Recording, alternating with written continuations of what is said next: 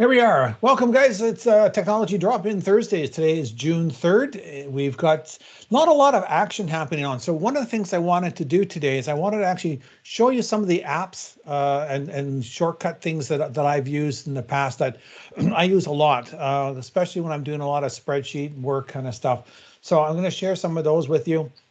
I'm going to start off though, as we're going to look here, I'm not going to go through, but if anyone's a Google Photos user, which I am, and they are now going to take a bunch of any photos that you upload and stuff are now going to count against your 15 gigs on your personal side. So if you need to clean up photos, there's a link there in the show notes. You can just go ahead and it takes you to a part of Google Photos that'll actually has some neat functionality. I've never seen it before, so it's kind of cool to explore, where it will say, hey, here's a whole bunch of screenshots. So sometimes when you're doing screenshots on your phone, here's a bunch of images that are blurry, and it gives you the opportunity to go through and start deleting that stuff.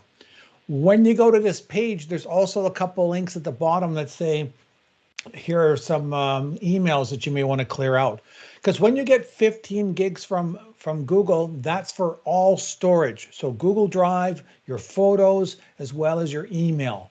So if in my early days with Gmail, back in the day when you actually had to request an invitation to join, I would often use my Gmail as a backup. So I would take pieces of software and large files and stuff, and I email it to myself. Well, those files are obviously going to be taking up a lot of space. So those are the kind of things that I have to clean out. But you can start off with the photos. And like I said, there's links there to how to do that. You can also search your Gmail. And there's some stuff on Google you can search. I think we've talked about it in the past. But as part of the search function in Gmail, you can say, look for any of my messages that have attachments to them, or that have attachments that are more than 2 megs in size, which is when we start getting photos and that. That's a great way to go through and start deleting stuff. So you could easily say anything that's bigger than 5 megs, I want to see that. And then you'll have a list of stuff of emails that you can quickly call through. So those are some things that you can do to help clean up those areas. I can't remember if we talked about this last week or if I showed it to you. It wasn't working for me at the time, but it is now. But if you are within PowerPoint, and I have this slide up. So there's 2 ways that I can start a PowerPoint slide. I can go in under my share window. Instead of sharing my screen, I can pick a specific file. I might have to do a search for it. Or if I have the slide already open, under Present, they've just added this Present in Teams. And when I click on that, it's basically going to take this slide deck, do all the sharing steps, so that I will start sharing directly in Microsoft Teams. So it's just another way to do the same thing. It's a little faster, because quite often I'm usually, working on this PowerPoint slide, fine tuning it and stuff like that. Then it gives me the option to launch it right from there. One thing I will suggest for people, even when you're doing your slideshows, whether it's straight from PowerPoint or within Teams or whatever, you've got the opportunity to include notes for yourself, speaker notes. I really recommend that you take advantage of that so that you can put anything you need in here, because when you're doing your presentation, those notes will display. And so you might not see all the steps. So for example, I often will build in animations. So I'll have element A comes in, element B comes in, element C comes in, element D comes in. But when I look at that on my presenter screen, it'll show all of them there. So instead of trying to decide like when should I be pushing this, I actually script that in. So I might say cover this, then I'll put the word click, meaning click, and then the next slide, or not the next slide, the next element of that one slide pops in. And that's going to be available to you whether you're using Teams or whether you're doing presentations or not. So really make use of that notes stuff. It'll make your life so much easier. So here I'm going to talk about is these handy links that I use or have used over the course of my career here. The first one I'm going to start off with is my fake text generator. I actually have used this, and I have some shortcut keys that if I ever need to just slap in a hunk of text, I can just quickly go in, I can type in text 3, and I have a shortcut, and there's some Marty McFly stuff here. There's a paragraph there really quick. If I need 2 of them, I can go with text 2. And there's 2 paragraphs. So I can quickly go in and copy and paste stuff in there. I rather than doing ipsum lorem, which we have talked about in the past, but I just prefer to have something that's a little more readable. Now, there are times though when I'm doing some testing. So for example, here's a form I'm working on right now, and one of the elements of the form, the fields of the form, here's my screen. It's loading up the page twice. I have no idea. It drives me at the wall. But one of the things in this field is where to go here, description here, maximum of 200 words. So I could take that, my stuff and copy and paste and then delete until I get 200 words, or I go to dummy text. So dummy text here, it's called blind text generator. I call it dummy text. But what you can do is it will generate text based on different themes. So whether it's ipsum lorem, whether it's far, far away, which is just, I think, some kind of version of a fairy tale, all sorts of different things. But you can then put in how many words do you need? How many paragraphs do you want? And you can generate that ahead of time. The nice thing is that for me, what I do is I can come into here, copy to clipboard. Then I go into my form when I'm doing my testing in my test window. I go into here, I'll put in the stuff. And then when I go hit tab, because the way I've got Google set up, it says maximum 200 words. I actually have 203 in here. It's not an exact science, but if I take off 4 words and then hit tab, you can say move to the next one, so I know that I've got roughly 200 words. So that's a quick way of generating dummy text. And if, like I said, if you need to have paragraphs and stuff in there for testing, wonderful tool. I use that all the time. Another thing I also use is Mockaroo. So there are times when I am working on a spreadsheet and I want to try manipulating data and playing around with the data, but I don't want to go there and put in a bunch of names and addresses and stuff like that. Mockaroo does that for you. It's got a whole bunch of fields that you can choose. So by default, when I first come to Mockaroo, it's got ID, first name, last name. I can go in and there's a whole bunch of fields, field types here. And there's all the different kind of field types. So animal names, I can do cities, companies. If I do, I'm going to do company just real quickly. Do I have company there? No, not yet. I'm going to do a company name. So there's some real companies, or else I can do some fake companies. And so when you do the first name, last name, and email, it's generating something. It's faking all this stuff. So it's not like you're tied in and have to worry about using someone's actual email address. And then when you're done at the bottom here, you can either download the data, but quite honestly, I just hit preview. Oh, what is that? Oh, hang on a second, because I didn't change the name of this address here, field here, company.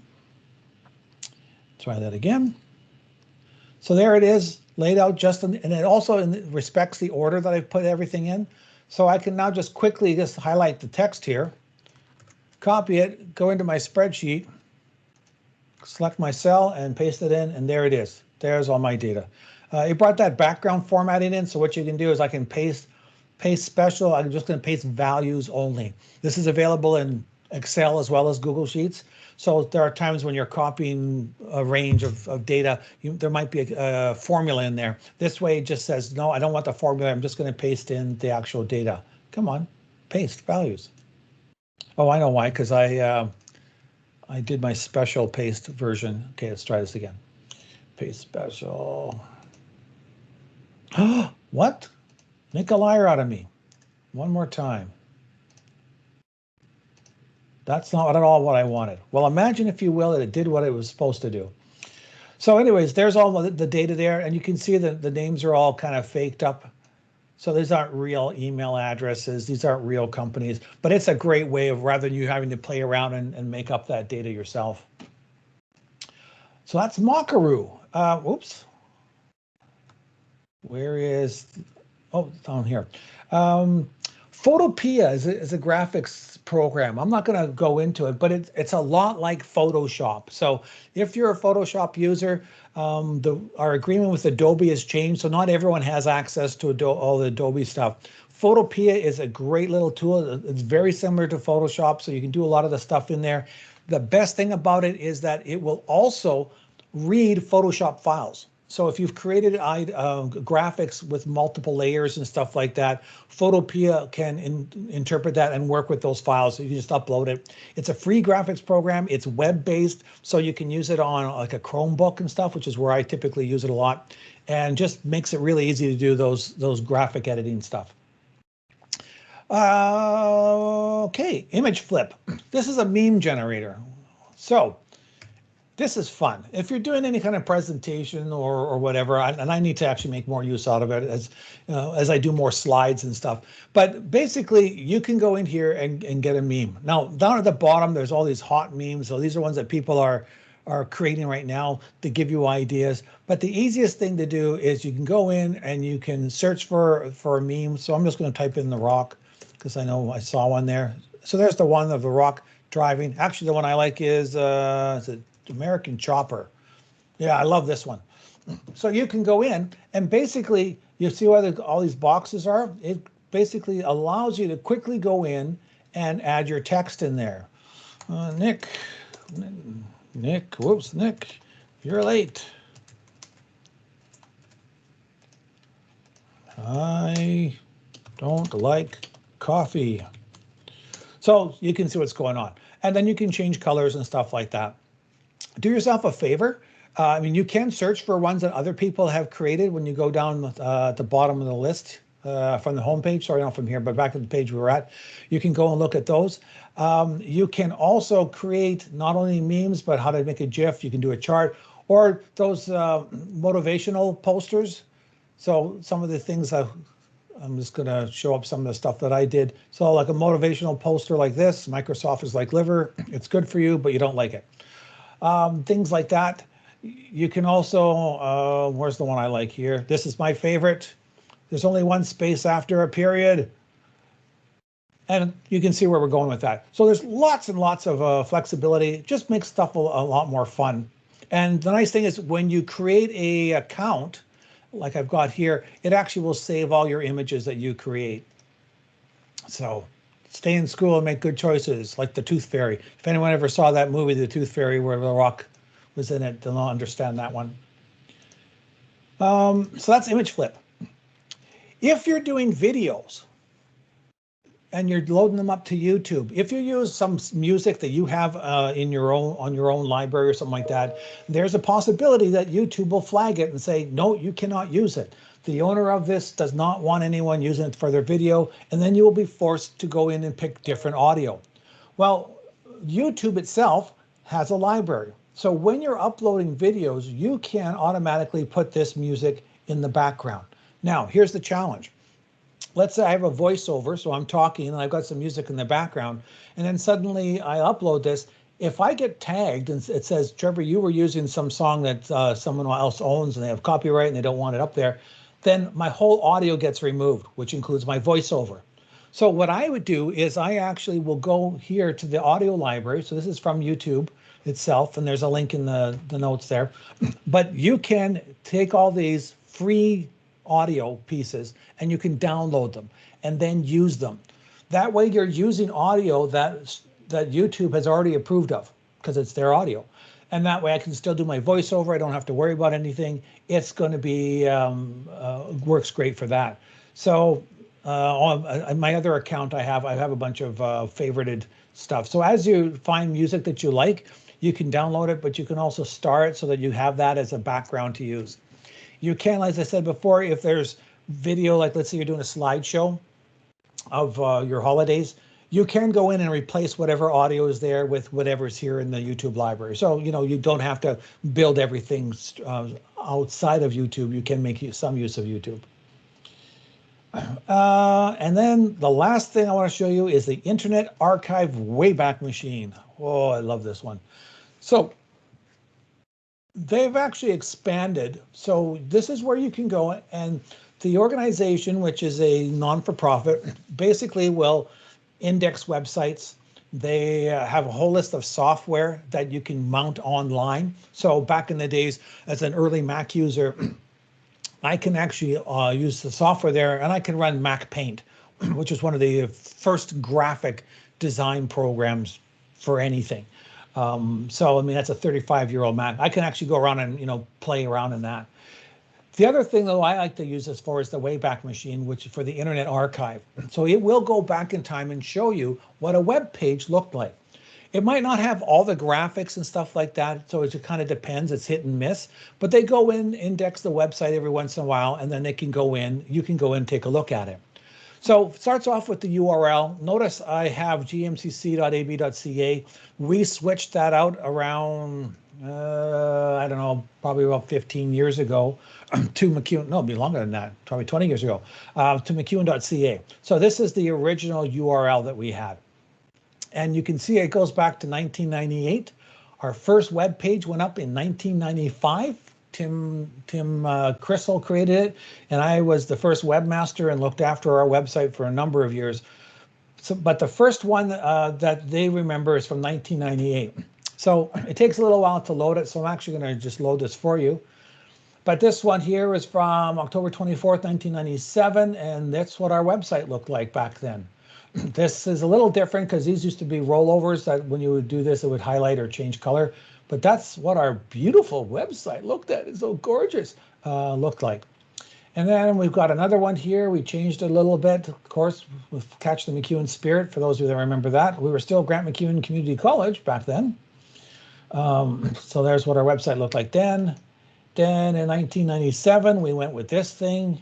And if you click on it, you'll hit and miss on whether or not you'll be able to go to the page below it. It takes a long time. Yeah, you can see where the rollover, there's actually a second graphic. It didn't get loaded, but if I click on that, the links may or may not work. But anyways, that's the Wayback Machine. Really cool. It's a lot of fun. And that's it for me. So let me just see if there are questions or comments or something. So I see something here in the chat. Just give me a sec. Mullet. Oh, there's comments on Dave having hair and stuff. I'm trying to find.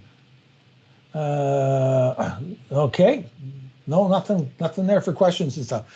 Any questions on anything that I covered today, guys?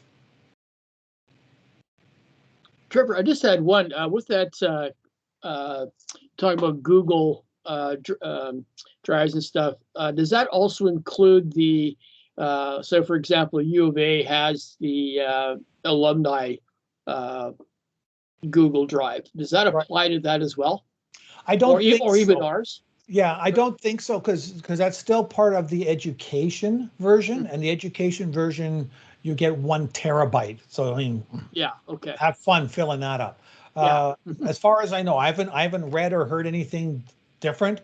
The 15 gigs is the personal side, because after that you have to pay for anything extra, which quite frankly, for me, I look at it's like $3 a month Canadian. To me, the power, what Google does for me, I will pay that and be happy because it just does so much. But like, yeah, you're right. You have to be careful with your Google Drive and stuff like that. But on the other stuff, no, it does not. However, the warning I will give you is the moment that you upload any files to the U of A, to McEwen, that is part of McEwen's inventory. So if for whatever reason they need to go in or they want to go in and look at your files after they've gone through the whole process to sign off on it, they can have access to your files. So you can't go and say, oh no, don't look at my photos. Well, no, you put them in Google, you put them on McEwen's Google. That's like putting your car on our parking lot. We can go and do whatever we need to. It's our parking lot. Yeah. Yeah. Okay. Okay. Cool. Thanks, Trevor. No worries. Any other questions? Jess, I'm still looking for that picture. Okay. I will be waiting to see it. Yeah, as soon as you have that picture, I'm going to post it. Okay, I'm going to turn off the recording then. We'll hang out afterwards, and then we can do some more chatting.